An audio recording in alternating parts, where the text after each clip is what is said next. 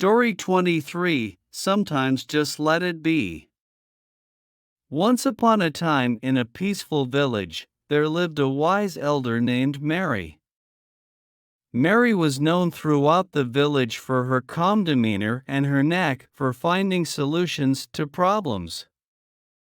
She was often sought out by the villagers for advice and guidance. One sunny morning, a young man named Jack approached Mary with a troubled expression on his face. He explained that he had been trying to fix a broken wagon wheel for days, but despite his efforts, it seemed impossible to mend. He was frustrated and exhausted. Mary listened patiently to Jack's story, and then she said, "Sometimes, my dear, the best thing you can do is simply let it be." Jack was puzzled. He had expected Mary to provide a solution or offer some guidance on how to repair the wheel. Instead, she was suggesting that he do nothing. "But how will the wheel ever get fixed if I don't do something about it?" Jack asked. Mary smiled gently and replied, "There are times when we try so hard to fix things, to control every outcome, that we forget that some things are beyond our control. Nature has its way of healing, and sometimes all we need to do is step back and allow it to take its course." Jack, though hesitant, decided to trust Mary's wisdom. He left the broken wagon wheel in the corner of his workshop and decided not to obsess over it. Instead, he focused on other tasks and spent time with his friends and family. Days turned into weeks, and one evening, as Jack was tending to his garden, he heard a familiar sound. It was the creaking of a wagon wheel. He rushed to his workshop and couldn't believe his eyes. The wheel he had given up on had somehow repaired itself. It was as good as new. Jack realized the profound wisdom in Mary's words. Sometimes, when we let go of our need to control and fix everything, solutions present themselves naturally. The broken wheel had mended itself, not because of his efforts, but because he had allowed time and nature to do their work. From that day on, Jack carried with him the lesson he had learned from Mary. He understood that there were moments in life when the best course of action was to simply let things be, to have faith that problems would resolve themselves, and to trust in the natural flow of life. And so, in that tranquil village, the story of Jack and Mary became a reminder to all that there are times when the most powerful action we can take is to release our need for control and simply let it be, trusting that life will find its own way to mend what is broken. The end. Story 24 of the Kite Without a Thread. Once upon a time in a quaint village nestled between rolling hills and lush meadows, there lived a young boy named Jamie. Jamie was known throughout the village for his love of kites. He had a collection of kites of all shapes and colors, and he spent countless hours flying them in the open fields. One sunny afternoon, as Jamie was flying his favorite kite, a sudden gust of wind took him by surprise. The kite was torn from his grasp, and the string that connected it to his hand snapped. Jamie watched in dismay as his beloved kite soared higher and higher into the sky, disappearing from view. Jamie's heart sank. He had lost his favorite kite, and there was no way to retrieve it. He decided to sit down in the meadow, feeling a mix of sadness and frustration.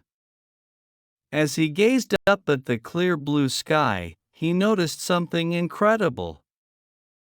His kite, which had broken free, was now dancing gracefully among the clouds, free as a bird.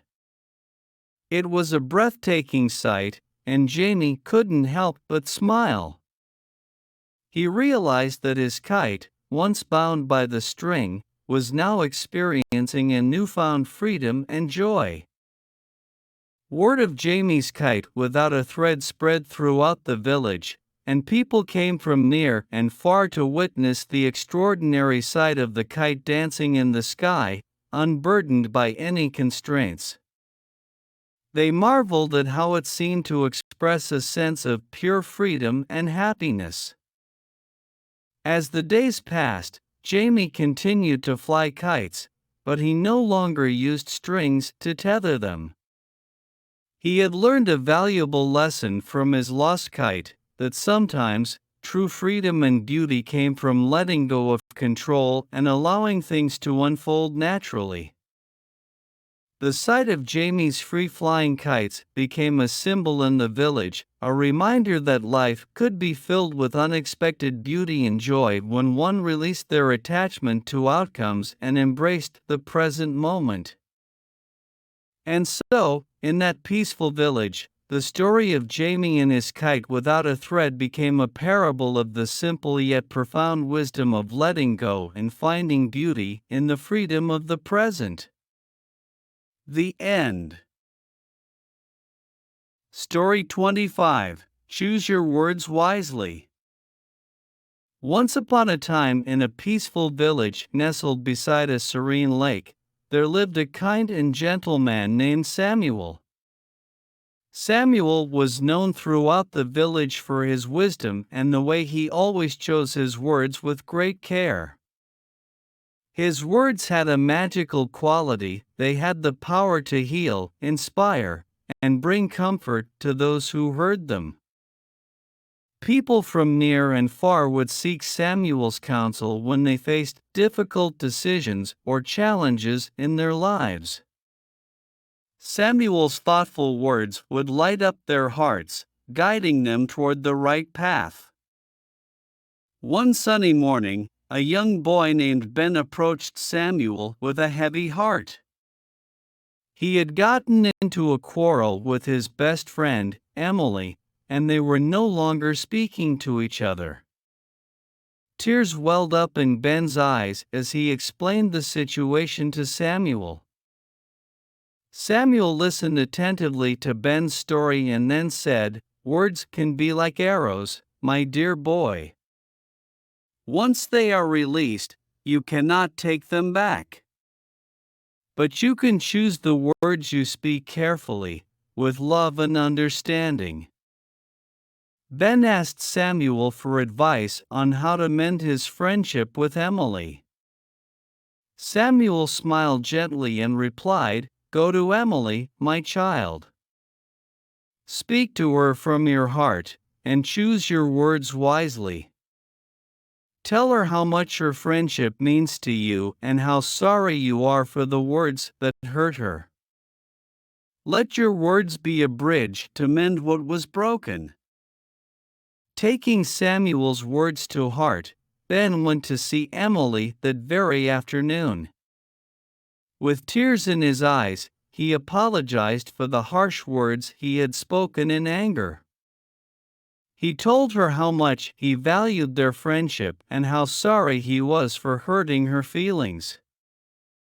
Emily, moved by Ben's sincerity, forgave him. Their friendship was repaired, and they realized the true power of choosing their words wisely, not only to heal but also to strengthen their bond.